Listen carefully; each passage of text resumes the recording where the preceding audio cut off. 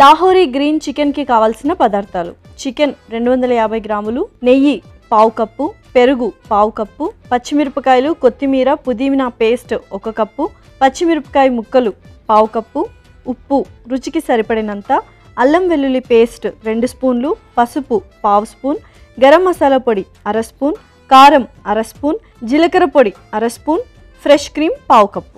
Lahori green chicken తయారు చేసుకునే విధానం: ముందుగా స్టవ్ వెలిగించి ప్యాన్ పెట్టుకుని హీట్ అయిన తర్వాత అందులో నూనె, నెయ్యి వేసి హీట్ చేసుకోవాలి.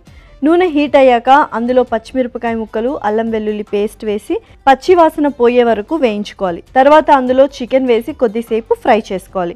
చికెన్ లైట్గా ఫ్రై అయ్యాక అందులో ఉప్పు, జీలకర్ర పొడి, ధనియాల పొడి, పసుపు, కారం, గ్రీన్ పేస్ట్ వేసి మిక్స్ చేసి మూత పెట్టి లో ఫ్లేమ్లో 15 నిమిషాలు ఉడికించుకోవాలి. చివరిలో కొంచెం పెరుగు, ఫ్రెష్ క్రీమ్ వేసి ఉడికించుకొని సర్వ్ చేసుకుంటే tasty Lahori green chicken ready.